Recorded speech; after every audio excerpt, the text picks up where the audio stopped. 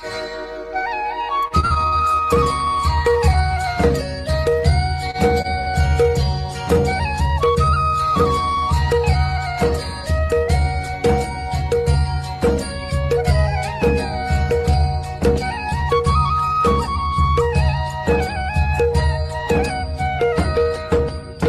है हमारी बाबा, कर दो वो पूरी आके। मिल जाओ प्यारे बाबा हम बच्चों से आके। मिल जाओ प्यारे बाबा हम बच्चों से आके। बाप दादा,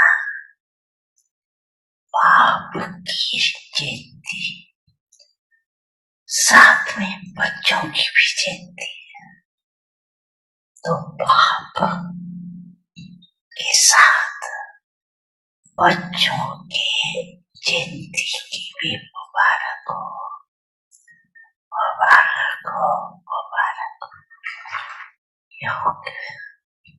अकेला बाप इस साकार दुनिया में सिवाय बच्चों के कोई भी कार्य कर नहीं सकता। इतना बच्चों से प्यार है, अकेला कर ही नहीं सकता। पहले बच्चों को निमित्त बनाते हैं, फिर बैकबोन होकर वह कंबाइंड होकर करावाना हार होकर निमित्त बच्चों से कार्य कराते। साकार दुनिया में अकेला नहीं पसंद करता, बच्चों के बिना नहीं पसंद। निराकारी दुनिया में तो आप बच्चे बाप को अकेला छोड़कर चले जाते, बाप की आज्ञा से ही जाते। लेकिन साकार दुनिया में बाप बच्चों के बिना रह नहीं सकते। बच्चे जरूर चाहिए साथ, बच्चों का भी वायदा है साथ रहेंगे, साथ चलेंगे, सब निराकारी दुनिया तक। बाप दादा देख रहे थे कि सभी बच्चों को बाप की जयंती मनाने का कितना उमंग उत्साह। तो बाप भी देखो बच्चों के स्नेह में आपके साथ साकार शरीर का लोन लेके पहुंच गए। इसको कहते हैं अलौकिक प्यार। बच्चे बाप के बिना नहीं रह सकते और बाप बच्चों के बिना प्यार भी आती है और फिर न्यारे भी आती। इसीलिए बाप की महिमा ही है न्यारा और प्यार।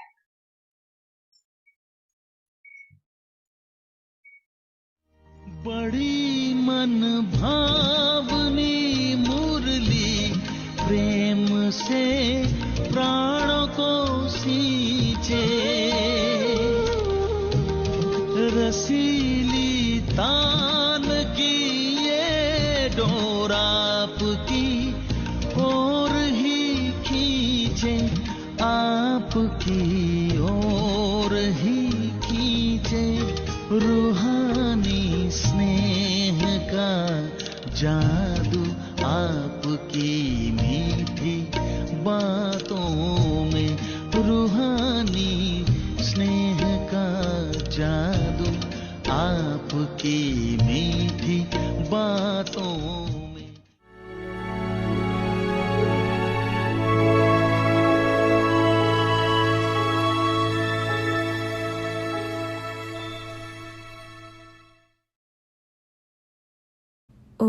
Shanti. In order to experience the stage of liberation in life, become free from bondage, discus of self-realization. If you constantly and naturally spin the discus of self-realization, you will remain free from looking at others. Now, for all time, become free from the trap of the questions of why and what, and you will become yog-yukt, liberated in life, a spinner of the discus, and along with the Father, continue to tour around for the service of world benefit. The discus of self-realization will finish the spinning of everything wasteful. Om Shanti. Om Shanti. Welcome to Vyakti Parivar. Today is day 18. In order to experience the stage of liberation in life, become free from bondage. Today's topic, discuss of self-realization. Now we will listen to Mohini Didi. Om Shanti, everyone. Okay, well, good.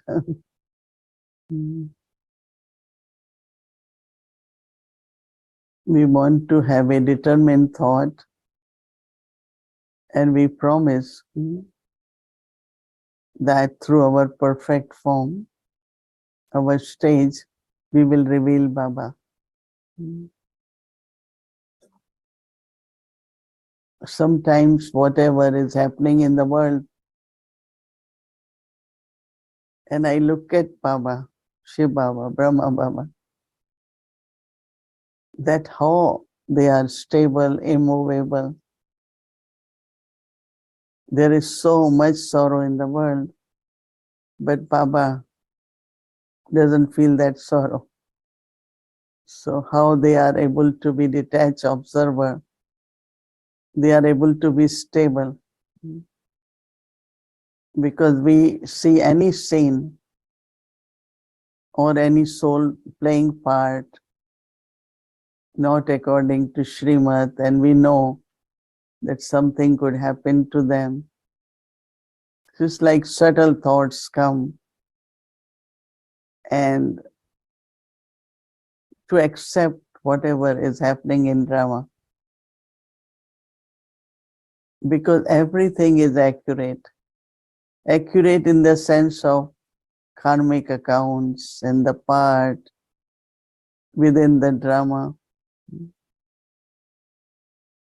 And then we don't question it, right? What will happen? Why all this is happening? And something which is happening in the world, but also within the godly family also. This question of why,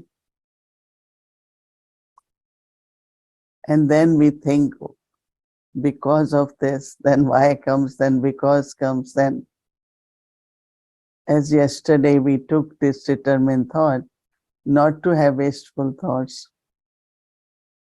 But as soon as we say why,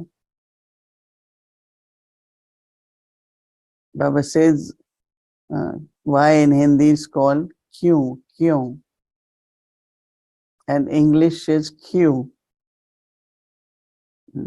That means there is a long queue of thoughts then.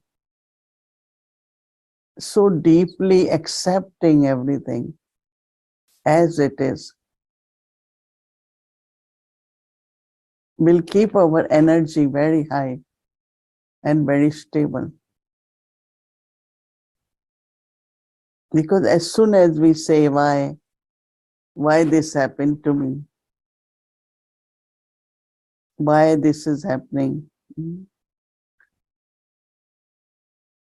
We are not able to see that how whatever is happening, something better will come from there.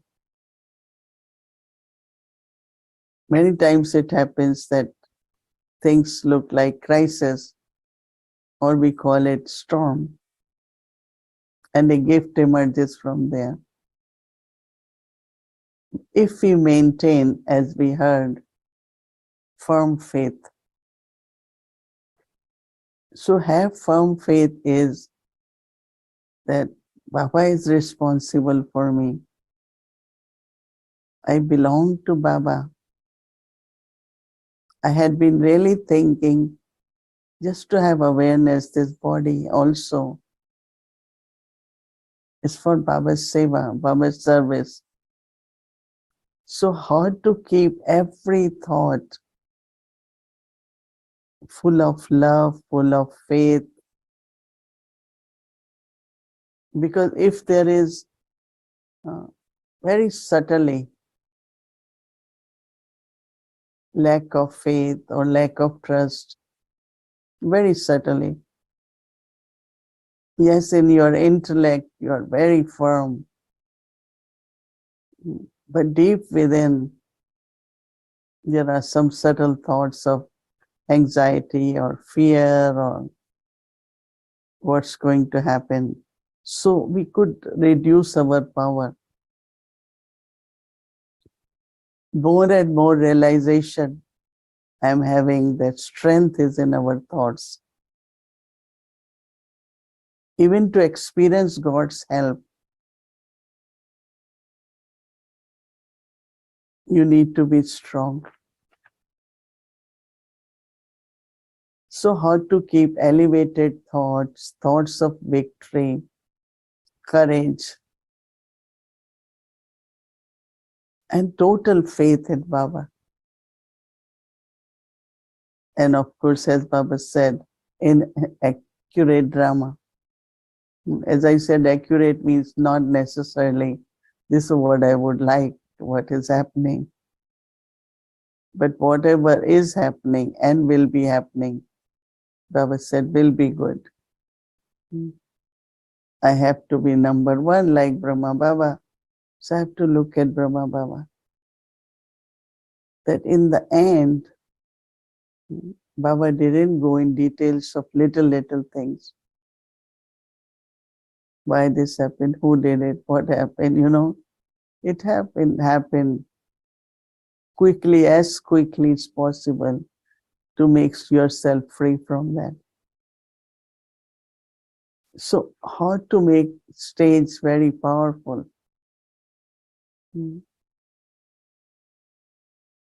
Because if I have to reveal Baba, one is looking at Baba as unshakable, steady.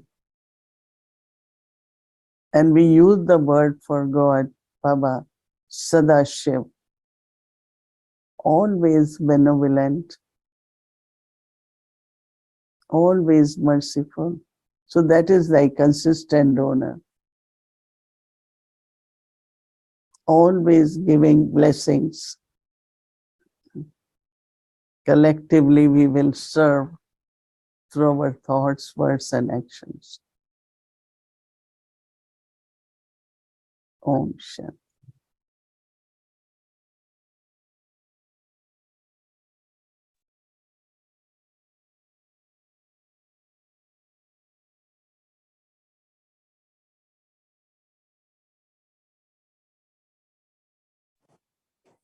Hello, Sister Gayatri. Hello, Sister Wadi. Hello, Avyakti Parivar. Hello, Avyakti Parivar. So that was very powerful from Didi. And wondering, it's easy for Baba to be detached because it's not really happening to him. Okay, it's happening to children, all whom he loves. But when you're dealing with something yourself, then Didi really has the authority to speak about that. And something that she said that caught my attention, and of course, to have that stage then spinning the discus, but she said that you even need strength to experience God's help. Mm-hmm.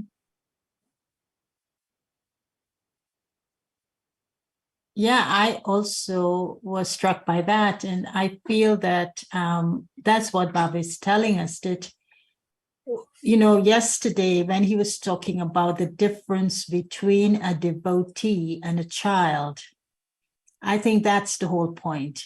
A devotee comes to him in a weak state, in that of I want, I need, help me, I'm poor, I'm underprivileged, my desires are not being fulfilled. So there's always they're coming from something that they don't have. So that's from a state of void, of being a beggar, of being not worthy. And I think being a child, as he was saying, you have the right to God's inheritance, but the right to his love. And then he says, but of course, remember, you need the courage before you get help. And so I think that's what he's saying. Believe in what I'm telling you, act upon it, and that's strength. So it's not he's filling a void in me with his love, but he's rekindling a flame that I put out because of my ignorance, because of my forgetfulness. But the pilot is still there. That little light is still there. And so his pilot light ignites it. And so that's to know that I have a drop of love from the ocean in me is strength. So use that strength and build it, build more strength. And I feel that when Sister Mohini was talking, it isn't about being perfect and complete and being everything Baba ever wants me to be, but it's to know that he's igniting something in me that already exists. So I do have the strength, and I just need to recognize it and have the courage to. I love sorry, go ahead. No, play with him because he was playing yesterday. He was like playing. All Morley was like. I thought it was very funny too, and what really caught me is the subtlety with which Baba teaches. Yeah. Coming from somebody else, you might even think they're being sarcastic. And again, Baba will never demand, he'll always invite. And I was thinking even on this aspect of courage, that, and we know, again, the result of having courage, the promise that he always fulfills your one step. But the point is that he encourages us to have courage. So it's always this cyclical thing, you know. It's like we didn't just come up with the courage by ourselves, but he encouraged us to have the courage and telling us, you know, the feeling is always that with that bit of courage, whatever it is, just the remembrance of Baba or coming to making the effort to go to Baba's house, it's like you've opened up a channel. Your courage opens a channel for that flow. But sometimes we don't do that because we may not feel worthy of it, or we don't have that faith that Baba will reciprocate. And what I wanted to ask you in relation to this thing of spinning the discus of self-realization, does it give me faith, or do I need faith in order to spin? Well, it depends on faith and how you see faith.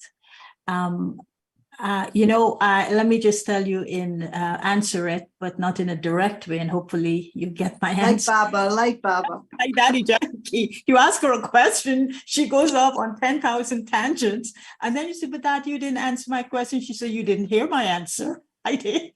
You just didn't hear it because you were stuck in your question. Exactly. And so, you know, this word darshan, Darshan means glimpse. Darshan means to celebrate a meeting. And darshan means to experience a sense of being fulfilled. So they say that what is the meaning? I was looking up this meaning when I realized that I was going to be engaging with you in this conversation. I knew you were going to ask me questions. So I said, "What is going to turn the tables?" No, this is turning. We're turning, Gayatri. Yeah, we're turning. So I said, how did Baba see darshan? And he said something amazing that I think is connected to faith. Mm-hmm. He says, the first darshan is, I incarnated in the corporeal world to have a glimpse of you children. Oh, how beautiful. How beautiful. Yes, that was in Fair yesterday. Moment at that, I then I started, it's the season of Christmas, and I said, Baba, you incarnated to have a glimpse of me. How beautiful is that? And then secondly, I said to him, well, one of the things that stand in us having faith in ourselves is being seen. So if we're not seen, somehow we don't have faith in ourselves because nobody else is seeing us. So we exist. So I think faith in the self starts with, if Baba says, I have incarnated on this earth just to see Gayatri, I said, oh, wow, Baba, look at that. So then I said, what do you see in me, Baba? He did say that yesterday, didn't he? I mean, in the incorporeal world, he doesn't know you. He has to come here. Has to come in the Yeah. And I said, what are you seeing in me? And at Christmas time, you hear this song, do you see what I see? So then he turns it back on me and he says, okay, I'm seeing what's in you, but do you see what I see? Beautiful. Until you could see what I see, you're not going to have faith in yourself. And so then, okay, that's like an incentive. Do I see what Baba sees in me? And then a step further, for me to see what Baba sees in me, I need to have faith in him. In that whatever he's seeing, I can't see in myself. So I have to have faith that whatever he's seeing is the truth that lies in the self. And I think that is where, because of our layers of Maya, as he says, Maya knows exactly the doors to get in. And we just don't invite her in, but we entertain her. I think those kinds of body conscious habits then stand in the way of the faith. But it's not we don't have the faith. We don't take the leap of faith to see what Baba sees in me and to see it the way he's seeing it and to experience it the way he's seeing it. And then to see him through what he's seeing in me. Because who is this being who is seeing the best in me? I want to see him now. I want to turn around and see him and to know him better and bring him closer.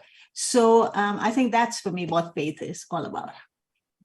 You're going to be such a splendid devotee, Gayatri. I'm daughter. Yeah. So this thing I was thinking, the images of the Swaдаrshan chakra and the power that it has and to whom it belongs. But I think you have to be very clever to spin it. And so I do see in simple terms that it both can create faith by churning it. It's in other words, it develops the intellect. It makes the intellect creative. And as you say, it helps you to have that vision of yourself in relation to time. But of course, the more faith there is, the more quickly you'll be able to spin it in order to create a full stop. Because it's like paradoxical that sometimes we can spin, as Didi suggested, we're wrong thinking about ourselves, almost like spinning it in the opposite direction. And so where there is that strengthen the intellect, you know how and when to put the full stop. So there's no unnecessary chatter with yourself. And of course, the other thing that I was thinking about it as well, and I don't know all the stories related to it, you maybe do. We know that it cuts the heads of the demons, but the feeling that it probably, I don't know how far it could fly. And so the thing is, by spinning the discus, it enables you not only to know the three aspects of time, right? The past, the present, and the future, but you can also get out of this orbit and operate on other dimensions. You also know the three worlds by spinning the discus as well.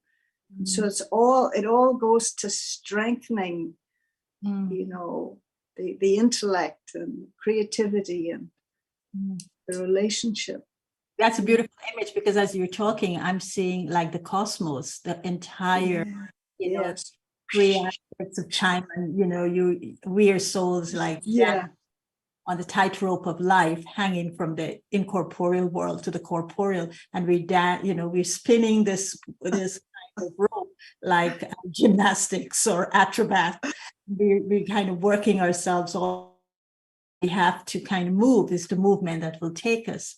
And so I feel that for me, Swadarshan, you spoke so beautifully about the chakra, but I think the Swa is also important because the Swa is the point of entry. Yes. So that point of entering the cycle, at what point does the Swa enter the cycle to start not just thinking, but experiencing how it moves through this cycle?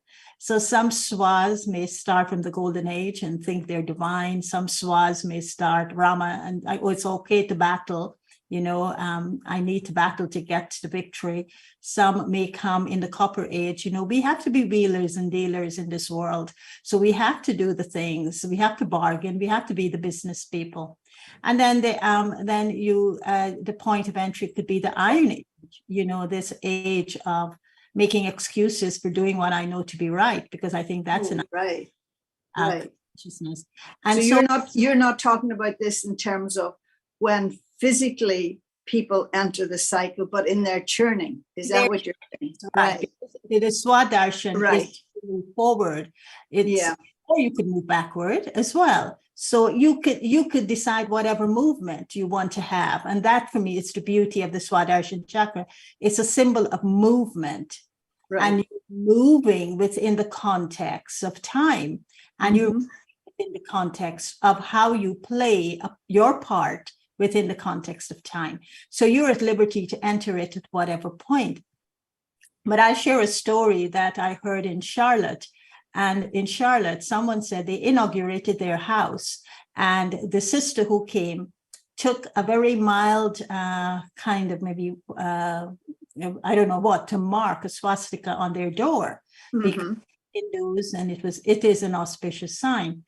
And in the community that they live, one day he heard some noise outside his door. And when he went out, this guy, his neighbor, who was of a Western background, was scrubbing it off, was kind of cleaning it up, and said to him, I am so sorry. I'm so sorry they did this to you. We are a very welcome neighborhood. Oh, my goodness. Never do something like that. We will never put a swastika on the door of a neighbor, because the swastika in the West has got a different connotation. So I then said, did you ever tell him it was your symbol? He said, no, he was so full of bhavana, I couldn't go into explanation. I just accepted what he was saying. And of course, the respect of the neighbor for him, not to be portrayed as someone we don't in the neighborhood. So this swastika, I think, is also connected to the spinning of the cycle, but he, in talking to him, he said, we just gave it a shift. We just moved, Hitler just gave that swastika a little tilt, and then it became a bad inauspicious, hate and exclusion. So I think it's the same thing when we are spinning the cycle, at what point we begin. And let us not give it a twist and start at the Iron Age or the Copper Age, or the tilt into the other side, starting at the Golden Age or the Silver Age. Let's start right at the confluence age. I like that. I like that. I like that. Gayatri, we've overshot our time, as I knew we would. It was too little. It was too little. We didn't even get to the bit about the way we see others by spinning the cycle. And so there's been a sweet request to have 5 minutes meditation.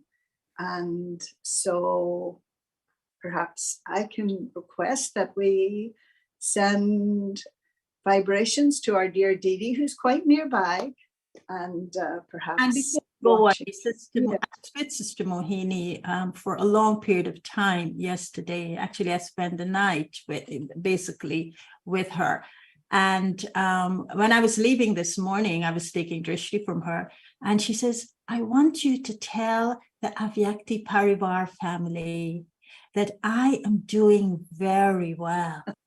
That Baba is taking care of me, and I'm feeling better, and I'm feeling stronger, and I'll be back with them very soon.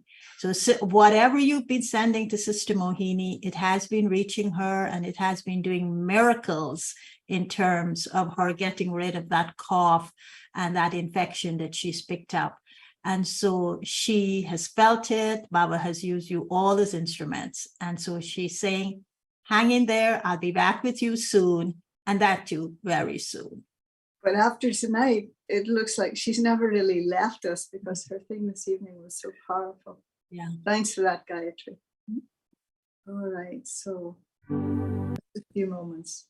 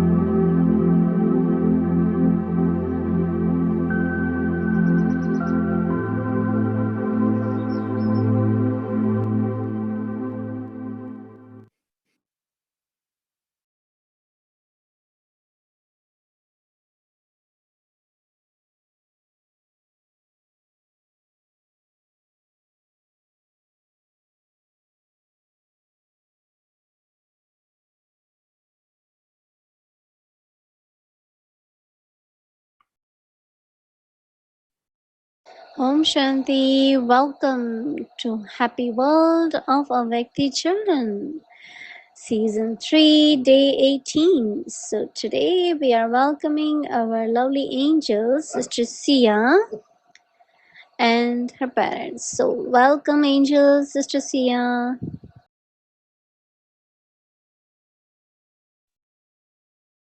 Hello, Sister Sia, and hello, Sister Sia's parents. Om Shanti. Sister Gayatri. Om Shanti. Om Shanti, Sister Gayatri. My name is Sia. This is my Let me tell mother. you something. Sia, let me tell you something before you start.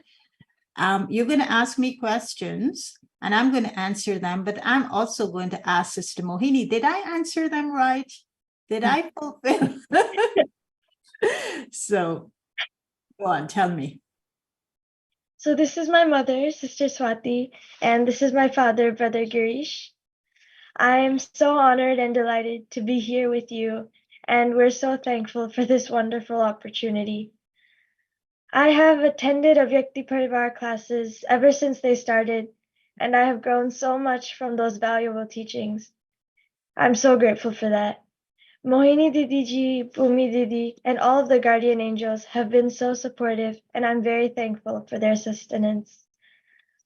So, Sister Gayatri, before I go ahead with my questions, I'm curious to know, were you in school or college when you were first introduced to Baba's knowledge, or was it sometime else? It was sometime else. I had finished my school and college, and I had just started working at the University of Guyana in my country. And within the first year of working there, Sister Jayanti came to Guyana, and I was then introduced to Baba because she actually came to our home. That's where she stepped. When she stepped into Guyana, the first home she stepped into was my parents' home. And so that was where I met her. And so, yes, I was older than you. I had just begun to work, and I wasn't a student like you are. But we're all students, right? We're lifelong students. Yeah, that's wonderful. So my first question is that I'm in my last year of middle school, and I feel that I'm getting more assignments from school and after school activities. And due to time clashes, I'm unable to attend some of Baba's Murli and meditation sessions, which I was able to attend before. So in your beginning years, in the midst of all of your activities, how did you manage to fit all of Baba's practices into your daily life? Well, one of the things I understood from the Dadis in particular is that whatever I'm doing in relation to what Baba is asking me to do should never become a pressure for me. The moment it becomes a pressure, I cease to enjoy it. And if I continue to follow it under pressure, invariably, I'm not going to be taking any benefit from it. And it's not going to bring me closer to Baba because I'm not doing it with love. So you see, we have a life that we have to live.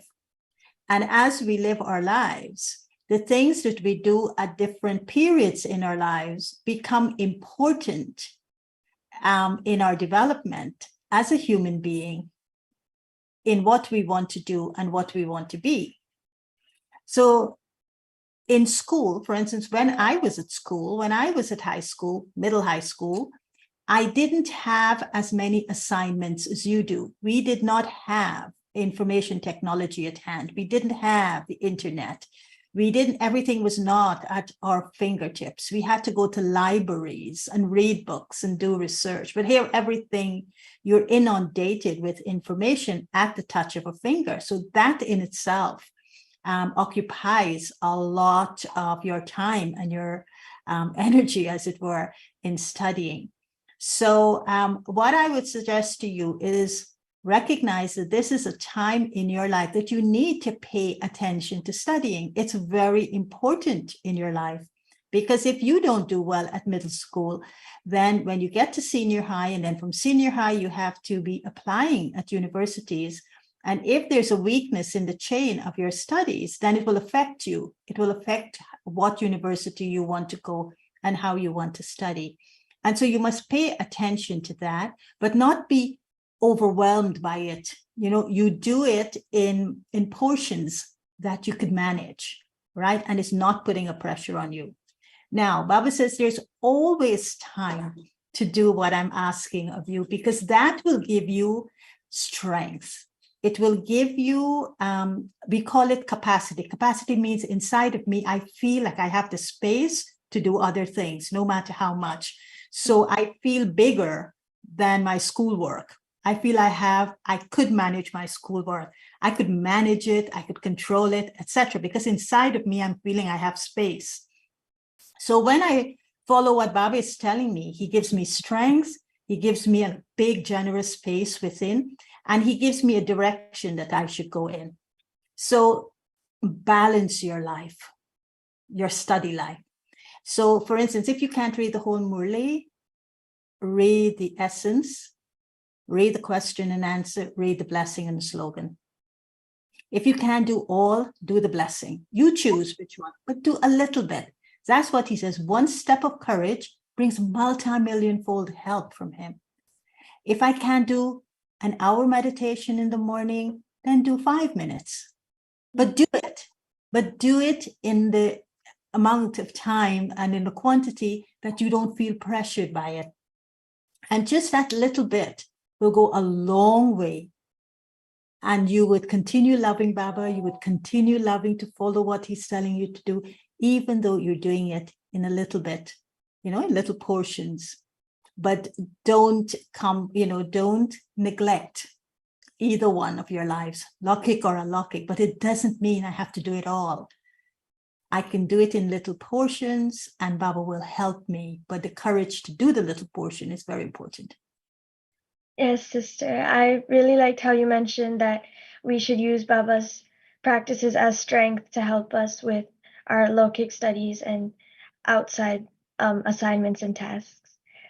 So my second question is, if I have a hobby or a talent that I invest some time in, such as singing or dance, and if I find ways to consciously incorporate something related to Baba into these tasks, will it be considered as Baba's remembrance, or is it only sitting in silence with full focus that counts as remembering Baba?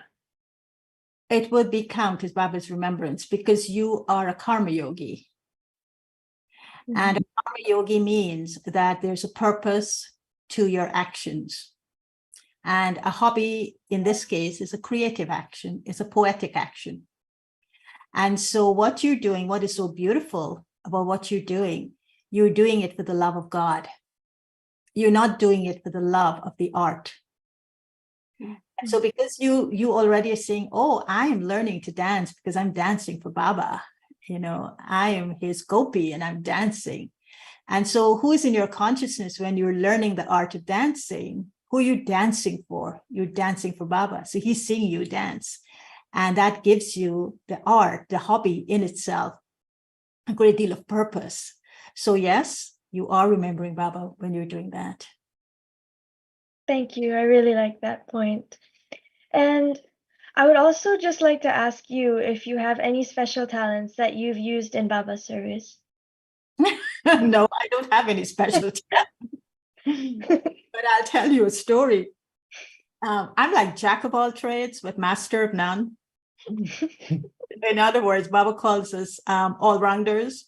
So whatever he tells you to do, in the moment you do it, and in doing it, you learn to do it, but you don't come in to do it as an expert that I already know. So I'm one of those who he says, okay, Gayatri, go serve at the UN. Oh my God, I don't know what you're telling me to do. Just do it. And you then learn how to do it. And so that is my way of being with Baba. I'm jack of all trades. And then I begin to master them with his guidance and his help. But, you know, he also uses this word specialty. You bring a specialty to everything you do. And then sometimes we call that specialty as an expertise, but he doesn't like us to call it an expertise, because he's saying you come to Baba and Baba then gives you the gifts of specialties. And so I much rather to see the way I do Baba's service is recognizing the specialty that he has given to me. So the story is, I didn't even know what my specialty is. So once I was in front of Bab Dada, and I said, the whole Murli was on specialties. And I said, Baba, what is my specialty? He says, you don't know your specialty? I said, no. He says, your specialty is love. And I was like shocked, love? Nobody thinks I'm loving. They all think I'm lawful. As soon as they see me, oh, Sister Gayatri, they should discipline us. And so I said, then he must have read my mind. And he said, no, your specialty is love. And do you know what your love is? And he said, your specialty of love is that you only do things because of your love for God. So because of your love for God, you do what you do. And I think that is my specialty. And so that's what I bring to whatever I do. Wow, that's beautiful, having speciality of love. So my final question is, what is a practical way to remove fear and anxiety in some areas by using spirituality? Because I know I can always call Baba and rely on his help, but is there anything more I can do for this? You have a conversation with yourself. And so whenever there's fear, first of all, you accept there's fear. Don't suppress it and don't be in denial of it. Go to Baba's room and open up your heart to him and say, Baba, I'm experiencing this fear. And then what I do, I ask myself, what am I afraid of? And if my answer is connected to, I'm afraid of this person, I know that I'm lying to myself. I'm not afraid of that person. I'm afraid of something inside of me. So then I ask myself the question, Baba, show me what is inside of me that is creating a fear in me. And then that's how you remove the fear. Because then in a murli or by a touching from Baba or someone saying something to you, you would get the aha moment. I don't have to be afraid of that. And even I'll tell you, when I was learning to drive, we used to have to do something called defensive driving, and I'm sure you're going to begin to learn to drive soon, or are you already driving? Not yet. Not yet. Okay, so you're going to begin to drive soon. And we used to have to do here in New York City, I think something like 6 hours of just watching videos and learning defensive driving. And then the director who was taking us through these videos had to talk to us about it. And he says that when you are driving and you are in danger, the first thing that you must do is what? And he went around the room and we all had to answer it. And he said, and the answer was, do not be afraid. And that's what Baba tells us to. Whenever you encounter something that makes you a smaller person or makes you afraid, then remember what Baba says, do not be afraid. I am with you. I am your companion.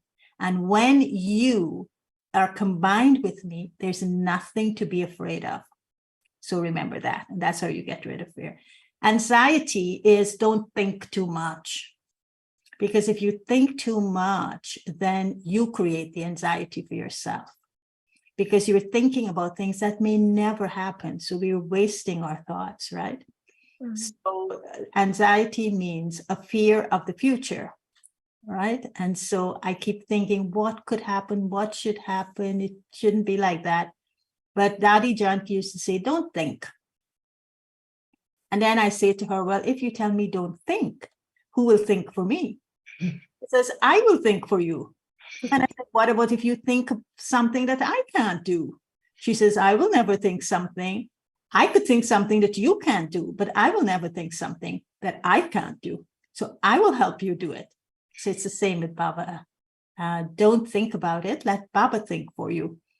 And he will always think about the things that are real and true and that will happen. He wouldn't think about things that would create anxiety because he knows the future.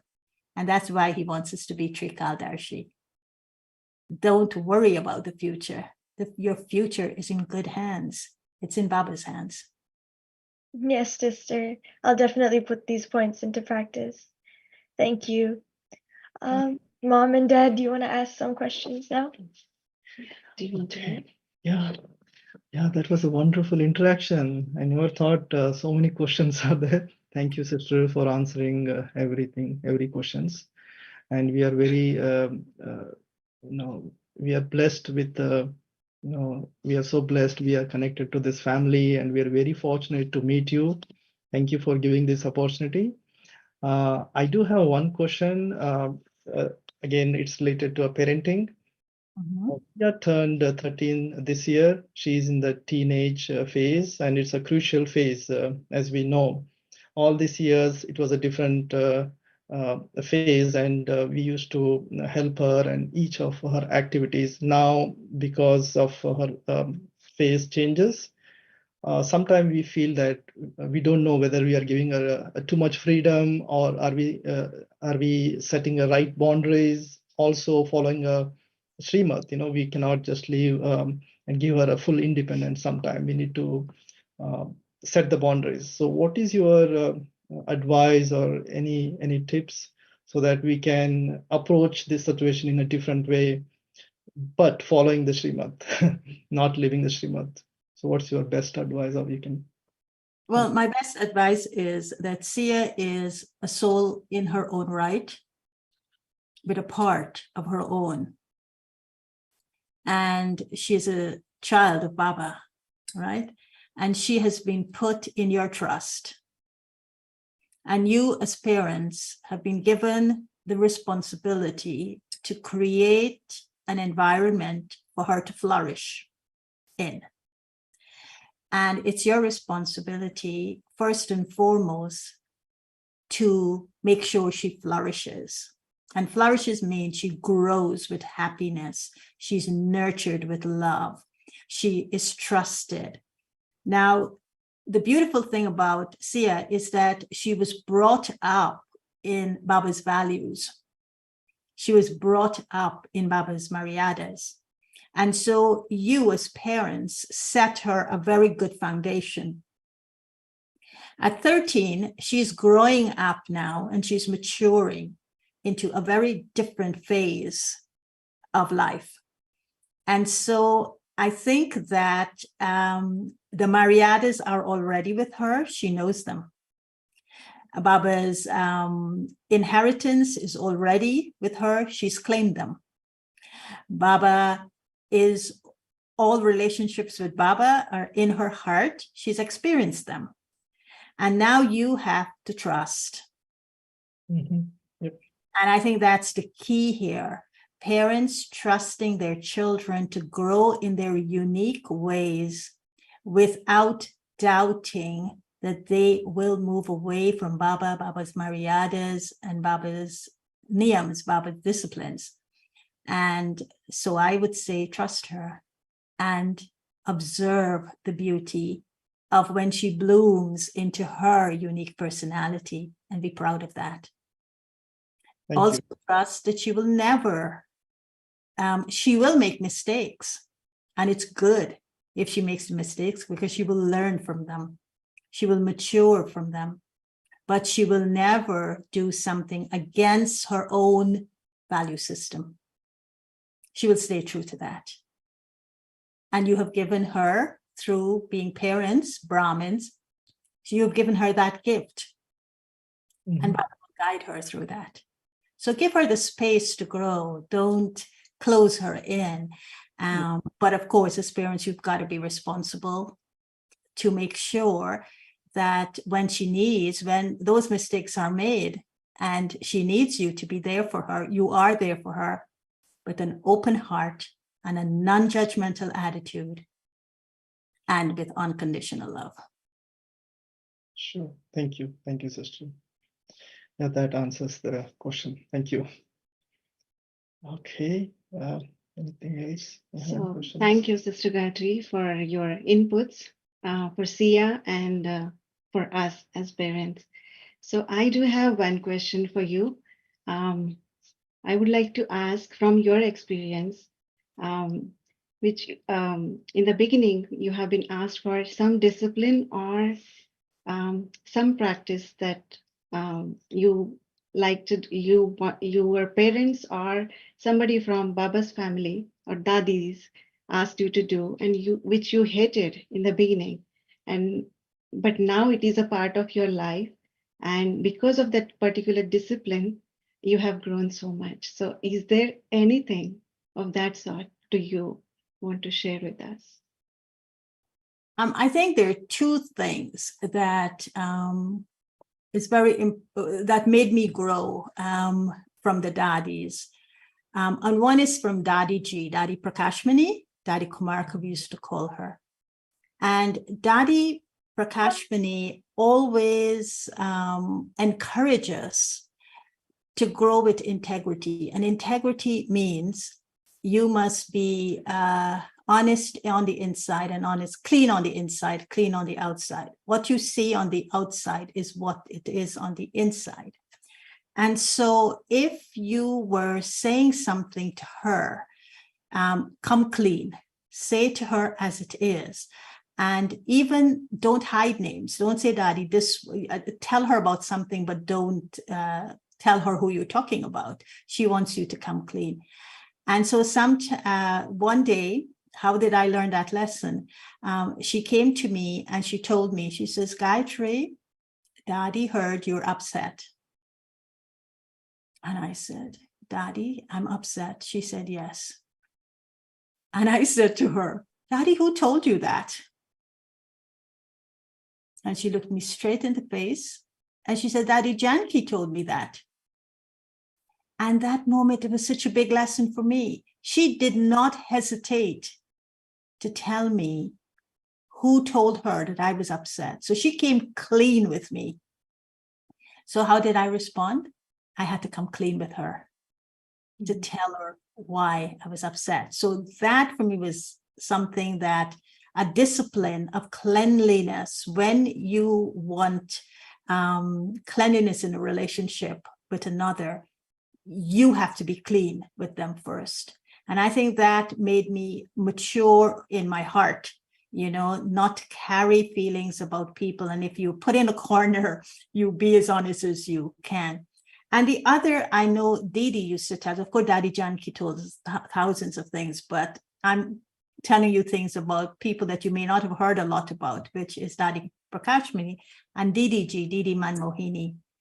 And she would always say, if you say, Didi, such and such a thing is happening, how do you correct it? Things happen in the world, happen in life, happen. How do you correct it? And she says, Brahmin life is not about correction. Brahmin life is about connection. So if something is going wrong, you connect to Baba and let him correct it. You do not take the law in your own hands. And that also made me mature when it comes to Baba, the authority that Baba is giving us in certain positions that we serve in. You remember, you do not take the law in your own hands. You have a connection with him, hand it over to him and let him deal with it. So I also learned that. And you know what? It made life very easy. Because imagine if you walked around trying to correct everyone, what life would be like. It would be one big burden. But to hand it over to him in that connection, there's a lightness. That who is responsible ultimately? It's Baba. So those were my two lessons. Thank you, sister. We will try to incorporate those in our lives. Thank you so much. Thank you, all three. Sia, are you happy now? Yes, I am. Thank you so much. Right? Thank you for your time. Thank you, Avekti Parivar. Thank you, everyone. Thank you. Om Shanti. Om Thank Shanti. you.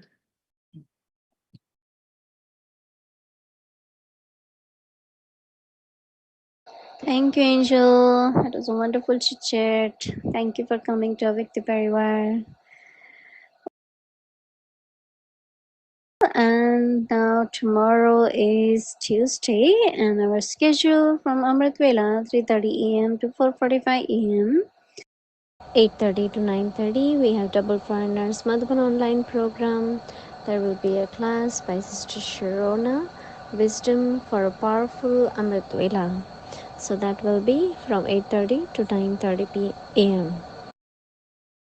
And then in the evening we have Murli revision, Avik Murli revision from 5 to 6 p.m. followed by Bhatti, followed by Hindi series, English series, Avik Children, Happy World of Avik Children, Avik Journey, Murli revision.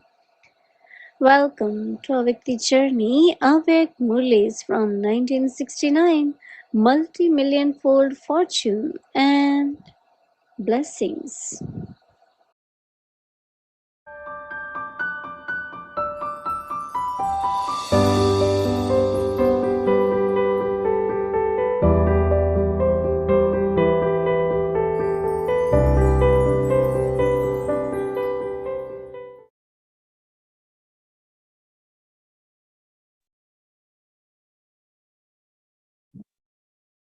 Om Shanti. Avyakt Murli, 9th of May, 1972. Show future from your features. To be completely viceless means not to be attracted by any vice to any percentage, nor to be influenced by it. If you're influenced by any vice to any percentage, even in your dreams, then would you be called completely viceless? If you have any such dreams or become influenced by vices in your thoughts, then it would be said that you have not gone beyond the vices. Have you become completely pure and viceless? Or are you still becoming that? Will you become that when the last bugle is blown? The praise of such souls who do not stabilize themselves in such a stage over a long period of time is also for a temporary period. Do not think that you will go fast at the end and attain this stage. No. Whilst maintaining the awareness over a long period of time, make your stage the holiest and the highest. When you create any thought or perform any action, first of all, check whether your activity is as elevated as your name.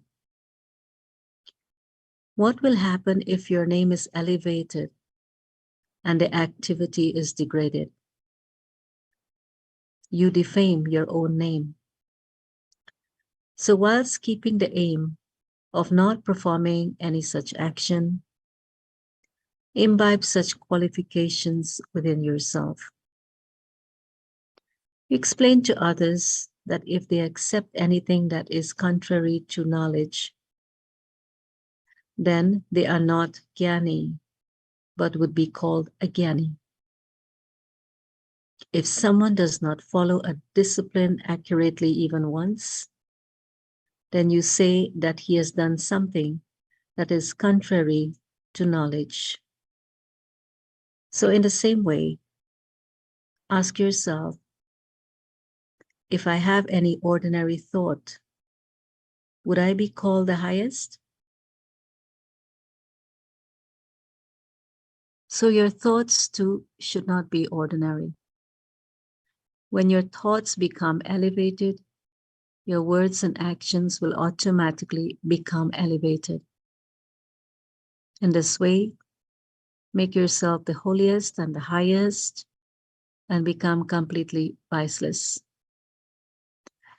There should be no name or trace of vice. When there is no name or trace of it, how would you be able to perform such actions? Just as in the future, there will be no name or trace of vice, and the same way, make yourself the highest and holiest from now. Then this will continue for many births. Acha.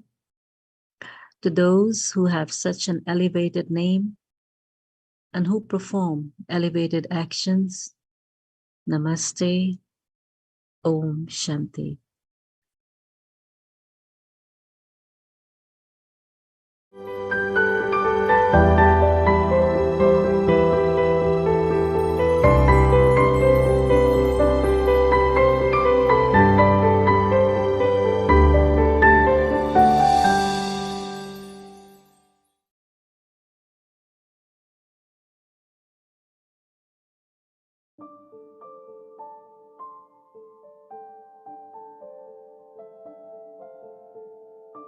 In order to experience this stage of liberation in life,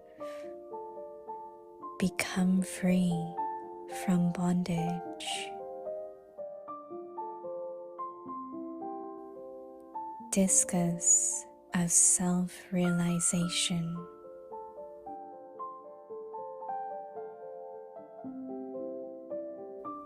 If you constantly and naturally spin the discus of self-realization, you will remain free from looking at others.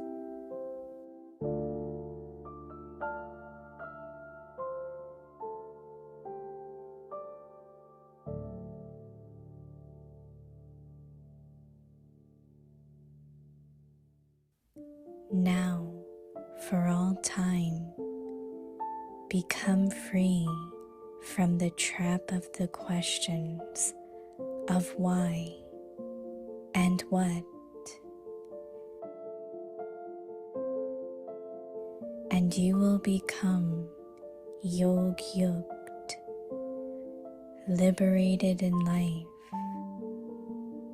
a spinner of the discus, and along with the Father, continue to tour around for the service of world benefit.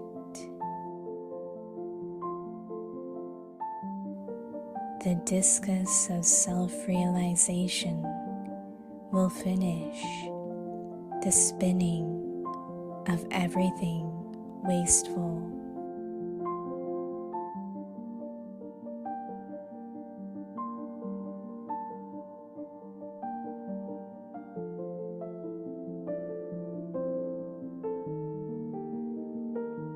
जीवन मुक्त स्थिति का अनुभव करने के लिए बंधनों से मुक्त बनो।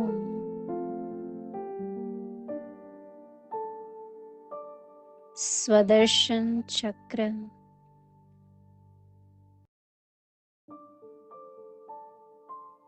स्वदर्शन चक्र सदा और स्वतः फिरता रहे तो पर दर्शन चक्र से मुक्त रहेंगे।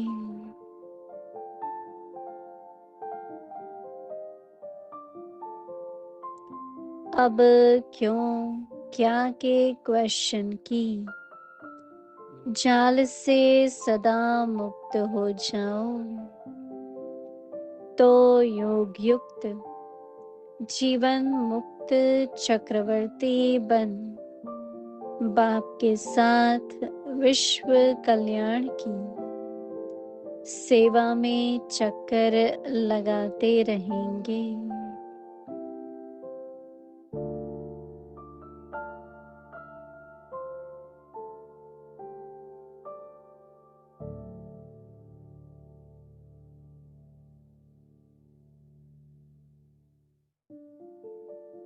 एक स्वदर्शन चक्र अनेक व्यर्थ चक्रों को खत्म करने वाला है।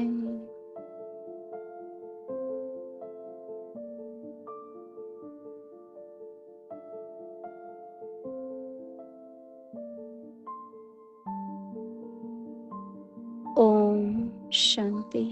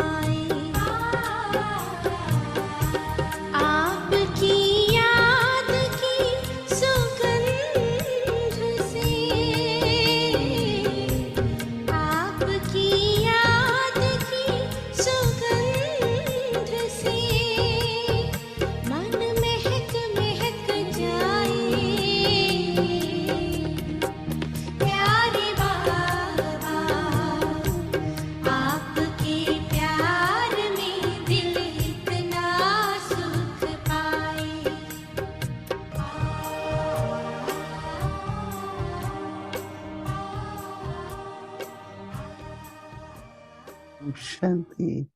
Om Shanti.